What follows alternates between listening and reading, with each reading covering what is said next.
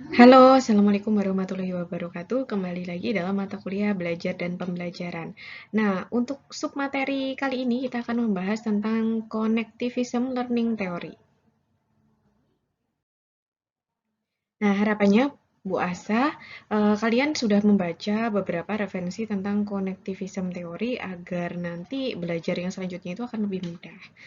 Nah, untuk yang pertama kita akan bahas apa sih sebenarnya Connectivism Theory.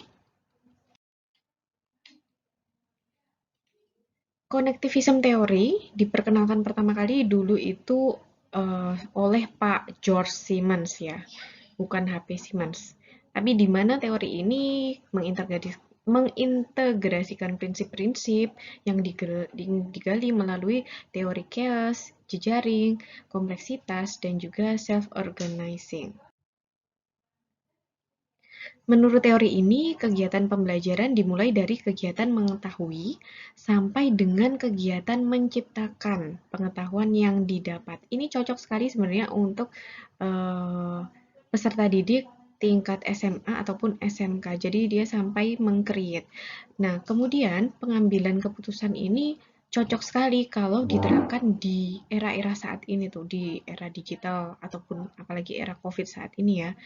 Nah, apalagi saat ini tuh eranya itu berubah secara cepat. Jadi informasi baru itu juga cepat diperoleh oleh peserta didik.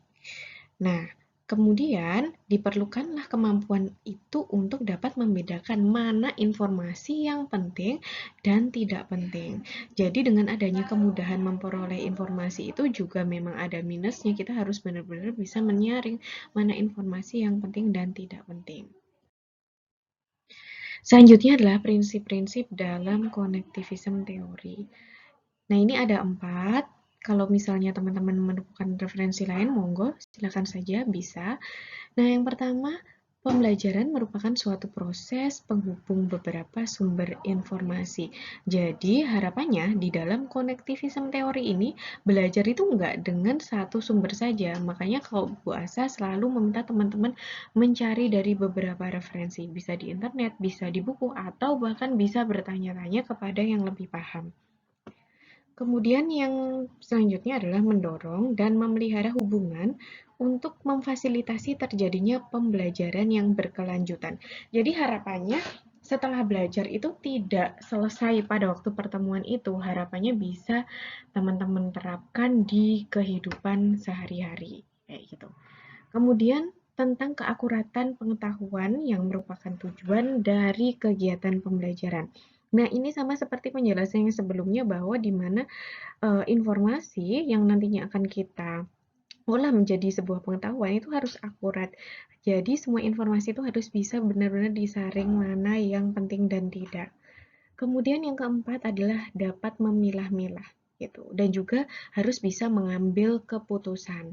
Ini cocok sekali kalau misalnya teman-teman meminta peserta didiknya teman-teman nanti kalau waktu KPL membentuk sebuah tim ataupun sebuah grup, membuat cooperative learning. Nah, di mana di sini tuh prinsipnya ini masuk sekali, bisa diimplementasikan dalam model pembelajaran tersebut.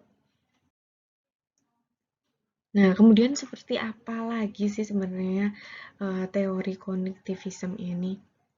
Jadi, di mana sebenarnya itu pengetahuan itu bisa disalurkan melalui apapun, baik digital maupun non-digital gitu. Mau kamu baca buku, mau kamu dengerin gurumu, mau apapun itu bebas. Nah, di teori kognitivism ini bebas gitu.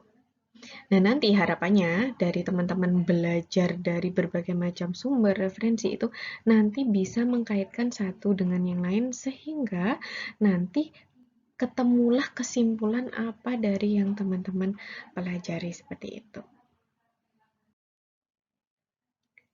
Oke, untuk teori kognitivism sampai di sini. Nanti selanjutnya teman-teman harus tetap membaca sendiri, baik artikel, referensi yang ada di internet, ataupun buku yang teman-teman punya atau pinjam. Oke, see you di sub materi yang selanjutnya.